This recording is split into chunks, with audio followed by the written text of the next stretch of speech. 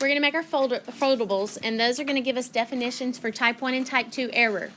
It's also going to tell us what different things do to change the probability of those. So first, let me just kind of demonstrate that, we're going to be using the hamburger one first. So it's going to kind of be like that. Okay, so we're going to be using the hamburger folded paper first. So after we use that, so when we do that, then on the side of this hamburger folded paper, I want you to write the word definitions. Okay, so going up the side of your hamburger folded paper, I want you to write the word definitions. And if I'm writing in black, then that's your pencil or your pen. Okay? But if you've done it with a marker, it's fine. It's fine. And then on the top half, we will be writing out the definition for type 1 error. And on the bottom half, we will be writing out the definition of type 2 error. And we'll be drawing a picture for each of these as well. Okay? So that's how the start of your hamburger folded paper looks. Okay, so I'm going to zoom into the top part. Okay, so let's say that, here's the top part. So the top part is going to have our type 1 error. Thank you. Okay, so type 1 error. And so let's think about what that is. So type 1 error, if the is really true, but we get a sample that causes us to reject the null, that's a type 1 error. Okay, so if the null is really true, but we get a sample that causes us to reject the null, that's a type 1 error. Okay, so there's our definition. All right. Now, I'm going to switch to my color that I'm going to use all the time for my null hypothesis. Okay, so here comes my null hypothesis curve.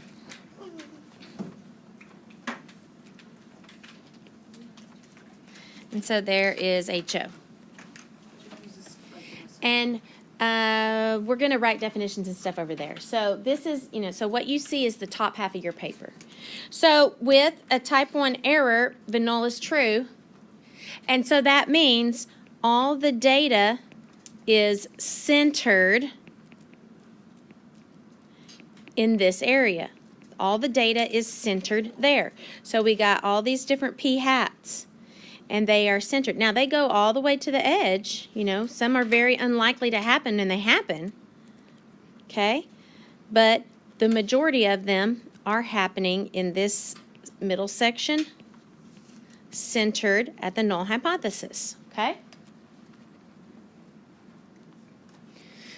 All right. Now, pick your color that you're going to use for your alpha every time. And let's do our rejection region. Okay, so I'm going to pick, there's my alpha. Okay. And how would you define alpha? Not just the default 0.05, but what would you say it is? The point of rejection. So hold on to that one. But size of the what? Good. Size of the rejection region.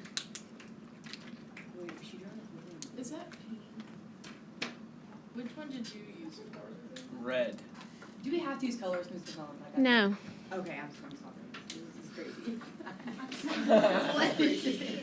If using colors is just too much for your little brain to handle, then don't use colors. You always change colors. Roasted. You always you forgot to change mine, so now it's just stupid. Okay.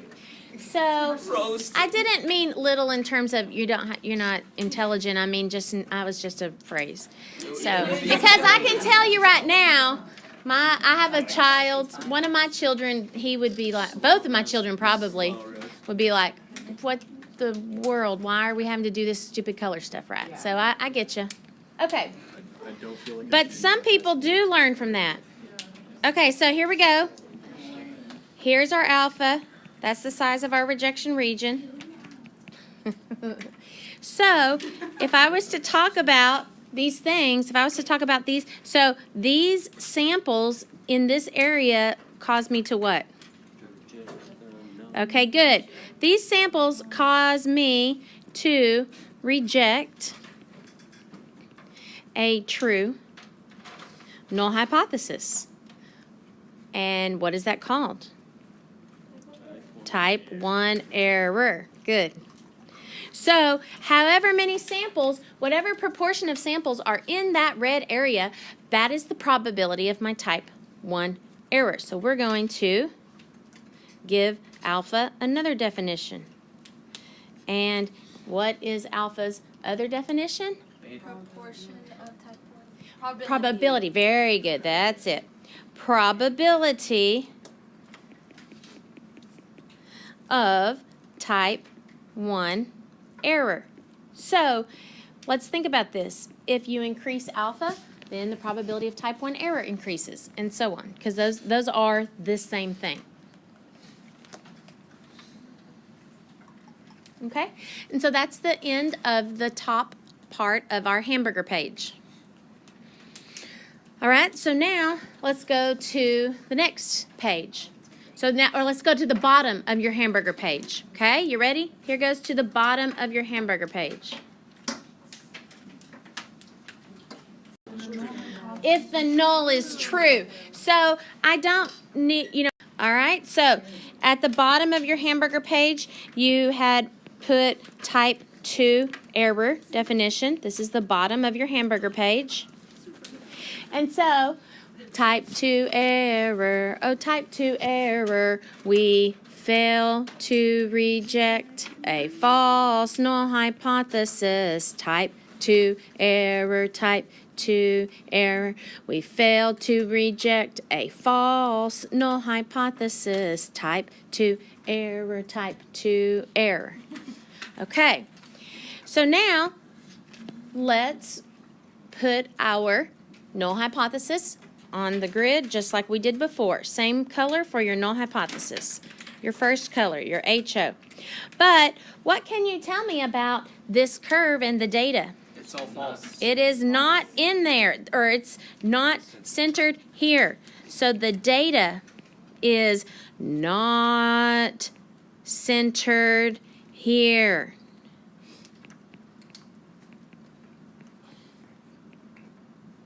Because the null hypothesis is false. Okay. Now, pick your color that you were going to use every time we do the alternative hypothesis.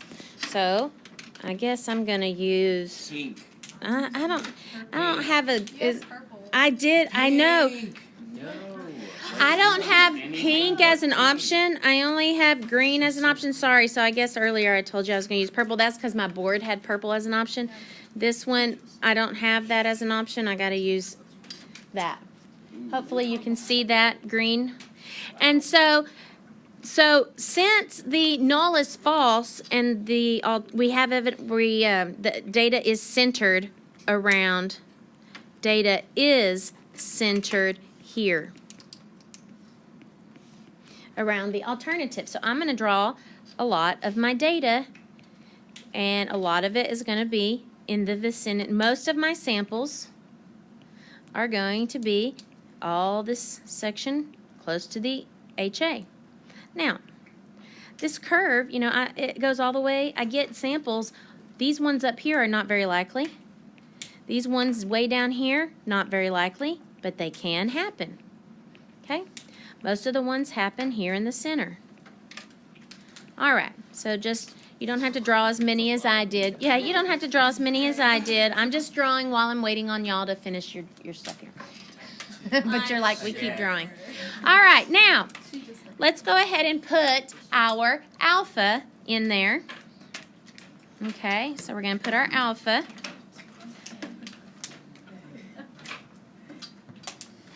All right, so here's our alpha. Now let me ask you this. If the null is false, is it possible for a type 1 error to occur? Yes. If the null hypothesis is false, Oh wait, no. it is not possible, because when does a type 1 error occur?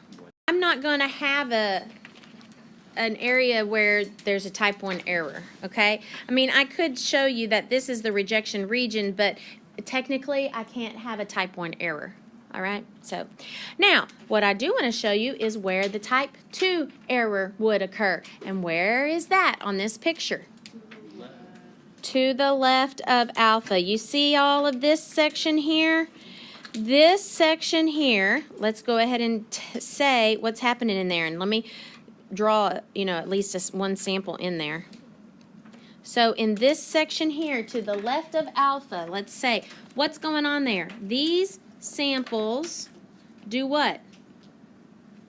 Cause us to reject HA to keep. Cause us to not say keep HO, well, don't say, yeah, we fail to reject. Remember, we fail. These will cause us to fail to reject a false null hypothesis. Type 2 error. We fail to reject a false null hypothesis. Type 2 error, type 2 error. So those samples make us have a type 2 error. Okay? Now, the type 2 error region has another name that I told you yesterday. Good, I heard it. Beta. Beta. The size of that is called beta, and that is the probability of a type 2 error. Oops.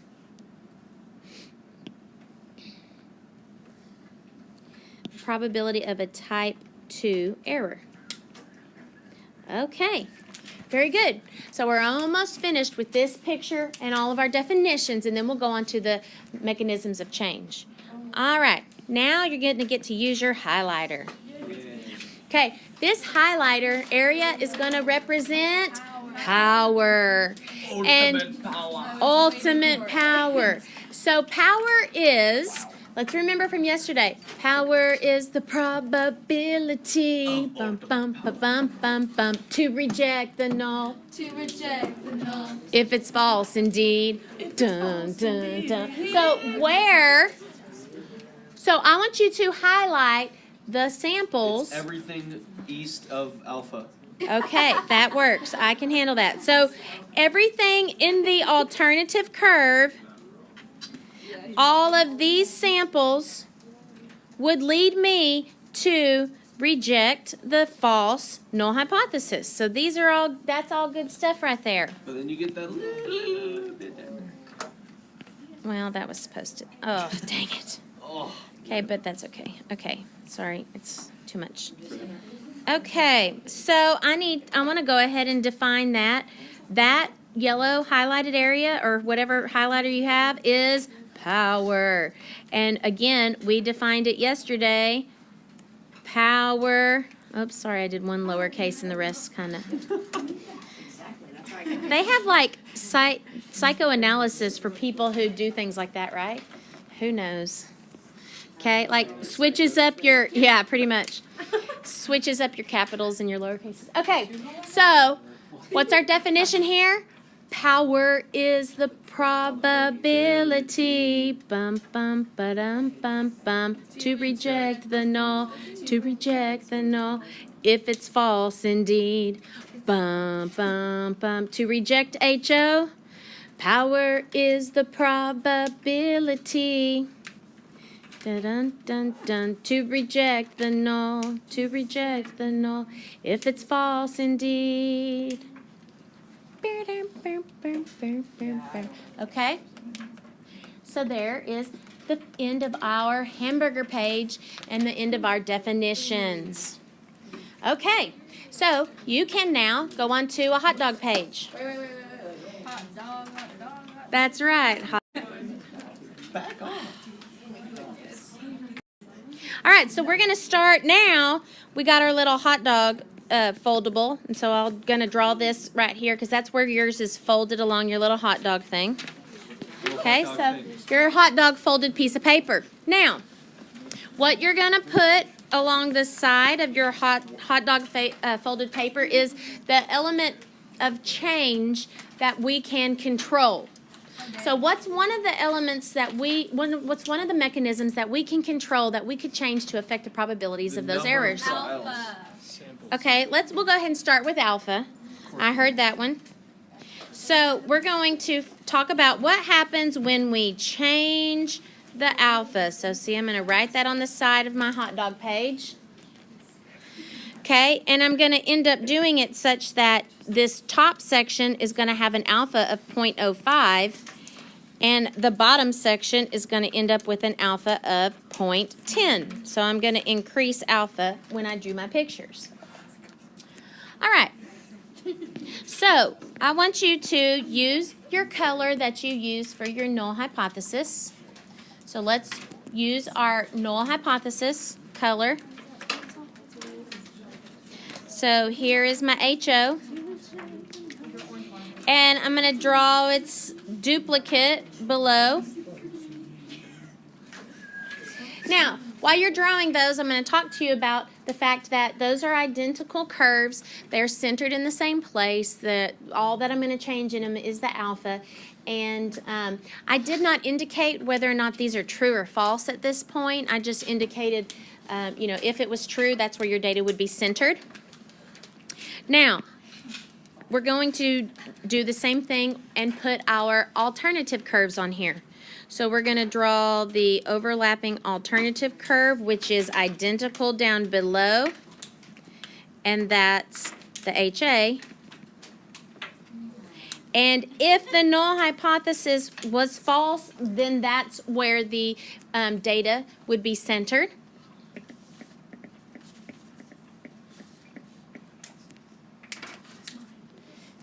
Okay, so those are identical curves as best as I could make it. Now we're going to put in the alpha. And the alpha is going to be different on the top and on the bottom. So you may want to let me draw the alpha first, and then you can do it. So I'm going to first draw this alpha here, which has that. So I consider that my 5% alpha. Okay, there's my 5% alpha. Now, which way would I scoot that line over of alpha if I was going to make the area now larger, the rejection region larger? Good. So I would scoot it to the left. To the left. Okay, so you can see that the type 1 error, or the alpha, the rejection region, all same thing, is bigger. Okay. All right. So as we do this, we're going to kind of summarize what's going on this page and what the changes are happening. So in summary, we know that alpha, as we increased the alpha, what happened to the type 1 error?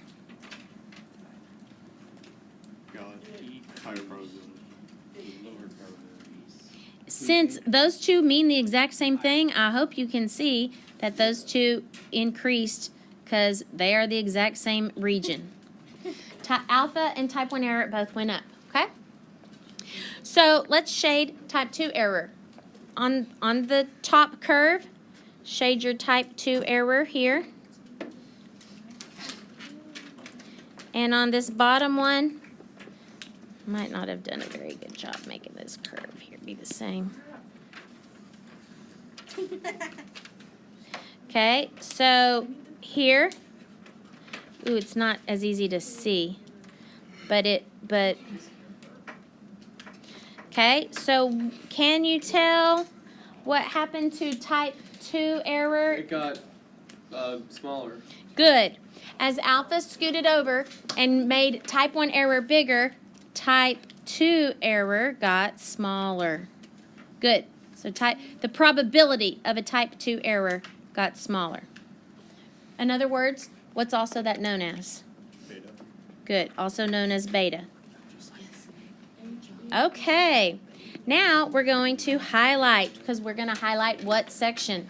Power. That's right. So I want you to highlight power. So if the null hypothesis was false, then we would have the ability to have this power in here, and then do that over here on the bottom, do power on both of those. Not the complete alpha. Power has to be in the alternative curve, because if you have power, that's because the blue curve isn't there. If you have power, can only happen if the null hypothesis is false, and so if the null hypothesis is false, then that blue curve doesn't contain anything. Okay, so can you tell what happened to our power as we did that? What happened to the amount of power? Good. So power went up.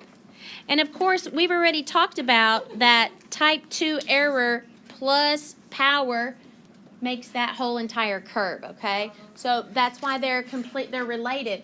And as type 2 goes down, power goes up.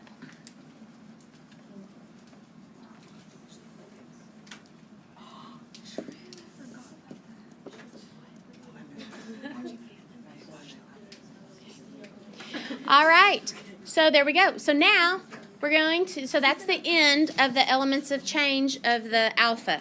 So now, earlier I heard some people say another element of change. What's another element of change that we have control over? Sample size. So let's go on to the next one.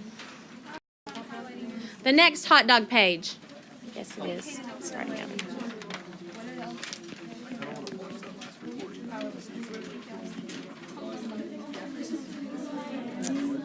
Okay, so here is your second hot dog folded paper. We got this going on. Shh. You guys told me that the another item that we have control of is N, and of course that being our sample size. So see, as a researcher, or as perhaps the company paying for this test, statistical test to be run or whatever, you have control over alpha and you have control over N. So if there's certain errors you want to avoid, then these are two mechanisms that you can use to help minimize the problems that you could have as a company. All right, we're going to first put in our null hypothesis curve. So same as your first curve. Okay, yep, HO. So, because I was just thinking something that I think would be better. It's okay if you have already drawn yours. Fine, don't worry. Don't worry. No. Don't worry. It's okay. I'm gonna make. What have you done? I'm gonna put it in the same place. But I wanted to say that I wanted to ask you, and you can do this. If you've already drawn one up top, it's fine. The standard deviation is going to be smaller. Yes, the standard deviation is going to be smaller. So when N goes up. So the N curve on the bottom is going to be much more severe. So when I make N go up, the center does not change, but the spread does. So I am going to, which I know you've already drawn your top curve, and that's okay.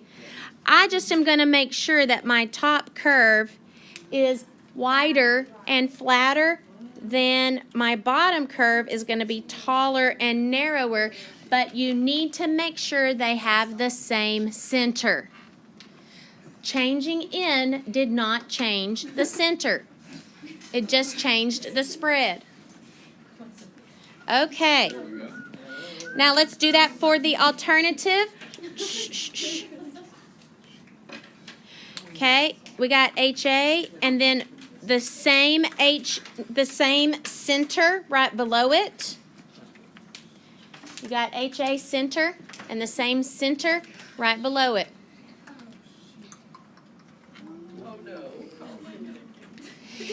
And so I'm going to again have a wider curve on top and a taller and narrower curve on the bottom, but they are centered at the same place. Sample size did not change the center. Okay, so now we're going to put alpha in here, but before you draw your alpha, Why aren't they touching on the bottom? because they're taller and skinnier, so the data is sucked in, so that they end up not touching on the bottom, really. Okay? So, okay, so here comes the alpha, all right? Now, you do need to notice that I am not going to change alpha. I'm not going to change alpha, so alpha is going to stay the same. So I'm going to say I have the same size alpha on the top and the bottom. Before you draw your alphas, hold off until I show you what's happening here. So I'm going to draw my first alpha with, I'm going to say it's 0.05. And so I'm going to say that this is 5% of the samples if the null is true. Okay? Okay, but here's the issue. I do not want to change alpha. I want alpha the same. So what happens is I got to do this right here. And so the shape of this little rejection region might seem a little bit different because it's a taller and narrower curve, but I still want it to include, they still both include 5%. So the alphas both include 5%. They just look a teeny bit different. Okay, questions there? So let's, as we do these, let's start our little summary of what's going on with this page.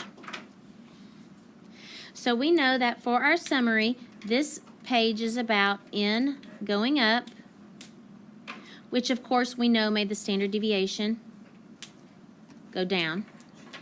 Okay? Because of course we've drilled into you how those are hand in hand. Okay.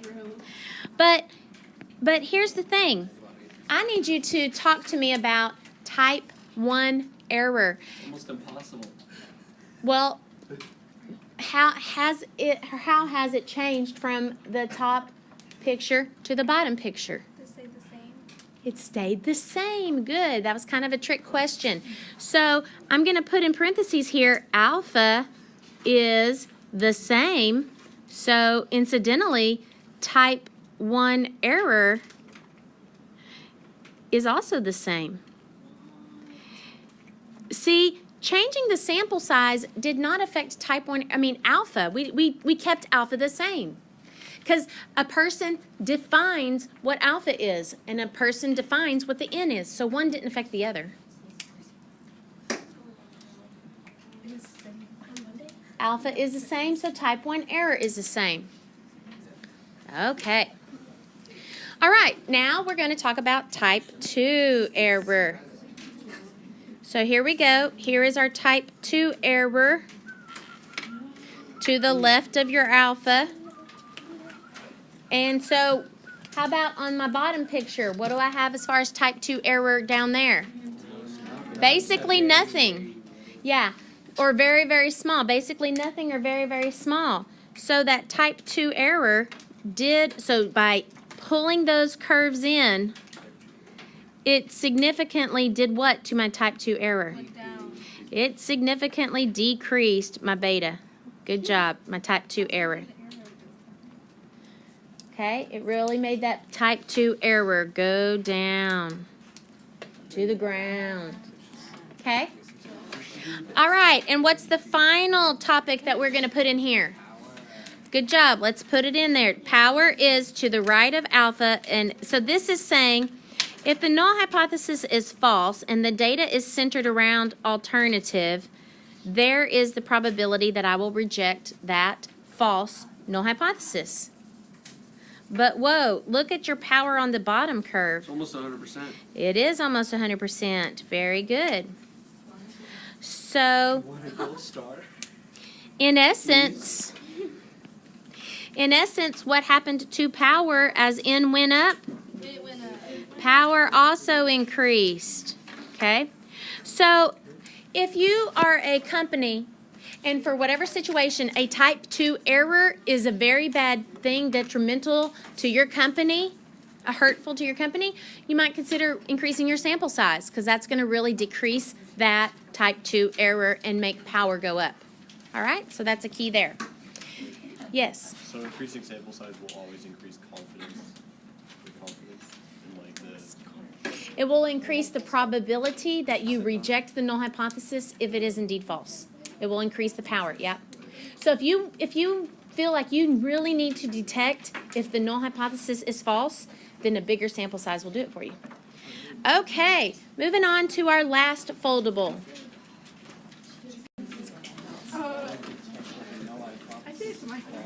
All right, now, on this last hypothesis, null hypothesis here, on this last foldable, it's your last hot dog foldable. So, now people, this one, you do not actually have control of what's happening on this situation, but it is something that changes the probabilities. So I want to explain it to you and show you it. Okay, so this foldable is about what happens if the alternative data is farther from the null hypothesis. And so that you can understand what's going on, I'm going to follow a story. I'm going to kind of give you a little story to think about as we do this problem. Suppose this is a story about children's bracelets that's in a shipment coming over from China, and the lead or whatever the materials are made of, the FDA or the United States really needs to check and see how much lead content there is. So suppose that the United States says, we will accept your shipment of children's bracelets if it has less than or 3% or less of the lead content. So that would be your null hypothesis, okay? If the bracelets are fine and they are not toxic, then your samples will be centered around this 0.3%, not 3%, but 0.3% toxicity. It might even be like 0.03. I think I looked it up at one time. It's really small. We'll go with 0.3 just because that's easy to remember. All right. So what I want to show you on the top picture is what happens if the bracelets are a little more toxic than 0.3%. They really are about, like, say, 0.5% toxic in the materials they use, 0.5%. So it's a little toxic. So there are some samples we'll get that'll cause us to reject the shipment, and some that will lead us to not reject it. Okay. But look here. What happens if the materials they used were quite a bit more than just 0.5% lead content? They had 1 full percent lead content, and so then your samples would have a lot more in them, and so you would be pretty much all the samples you would get would lead you to reject the null hypothesis. Okay, so that's what we're going for. So let's put our alpha in here.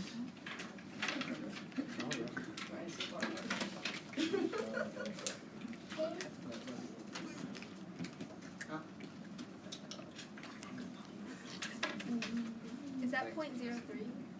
No, alpha, my bad. Alpha, I'm going to make 0.05, our regular. I was just talking about the lead content and giving it 0.3% reference just in the story to help us understand. Okay. So if the null hypothesis is true, fine. Then hopefully we're going to get samples around there, and we'll let their shipment come into and we'll go let them sell it. Okay. But and this top one shows that their shipment's a little toxic. So there are some ways that we might accept the shipment even though we shouldn't. Okay, let me get my summary going on here of what's happening with this. Okay, so this is a story about, and again, we don't have control of this mechanism. This is just like what's really happening with the information. If the alternative is farther away, as it gets farther away from the null hypothesis, then here's what's happening. First of all, did the probability of a type 1 error change? No. So I'm going to put alpha is the same, so type 1 error is the same. Okay. Because we're really kind of talking about in the event that you need to reject it. Okay, so look at our green shaded, or my green shaded area. Here is type 2 error. Here is me failing to reject a false null hypothesis. Look at the bottom curve. What's my type 2 error down there? 0. Basically nothing. So because the data is so far out there, then almost every single sample, pretty much almost 100% of the samples, are going to lead me to reject that false null hypothesis. So type 2 error goes down. That beta probability of that type 2 error goes down. Okay, and so then let's put our power in there. We are almost finished with all your pictures. Yay. This is so funny. It's so funny how the different classes have different personalities as to if they want to do it. Like I had 2 classes. This is so good. We love doing this. I get this now. You know, that kind of thing. And y'all are like, good God almighty, are we almost done? Okay. Yeah, we were intelligent enough to do this. Okay. She's saying yes. Let's All right. Sophomore, So look at. Y'all both like say it like both like y'all are the same person. Y'all both say things and are like, oh, I didn't mean it like that, but. Yeah, I didn't mean that rude, but it's whatever. I know. Have I not told you that? I have so told you that. Okay. All right. Just a couple. we're all going to laugh through our pain. So here we go. Okay. So look up at the top. Hey, if your alternative is just a little toxic and it's still kind of close to the null hypothesis, then how does that power compare to the bottom where the toxicity is so intense that I'm pretty much almost guaranteed to reject the null? What happens to power? Power rises. Power is increasing. So the probability that I will reject a null hypothesis if it is false indeed is going up. Okay. So that is the end of all of those elements of change that we have. And I want you to turn to your hot dog page, and we're going to draw one thing on the back. Wait, which one? Yeah. Okay. Sorry, I meant your hamburger page. So back to your hamburger page. So go to the back of your hamburger fold. So go to the back of the hamburger fold, and let's do this thing I showed you yesterday. Here are ways that we are going to increase power. Alpha is the same as the probability of a type 1 error, so those two go in their same bubble. Beta is the same thing as the probability of a type 2 error, so those go together in their same bubble. N affects standard deviation, so those go together in their bubble. Effects look so good in person. And then now, here we go. Here's my arrows. Up on the left and down on the right. So I need to talk you through this, and then I've also tweaked this and added something this year. So look, out on the left, as alpha goes up, what's going to happen to my power? As alpha goes up, what happens to power? Yeah. If alpha goes up, these are ways to increase power. So as alpha goes up, I am going to increase power. And type 2 will go down. Okay, how about my sample size? As n goes up, what's it going to do to my power? Increase. What will it do to type 2 error? It'll go down. Now, I have one last thing. This is what I added this year. I've always wondered, how can I have an issue, and I've finally figured out how to do this. I need you to highlight alpha and n. Those are the two elements that you are able to control. Those two bubbles do not affect each other. See, if you change alpha, that's not changing the n. And if you change n, that's not affecting your alpha. Your alpha still holds. So do not let those two bubbles change. Those two bubbles do not affect themselves. So your homework is, we're going to all together skip in the packet pages 45 and 46. Your homework is going to be pages 47 and 48. Okay, so hopefully this has been a good summary to help you understand all of those connections of those mechanisms. 47 and 48.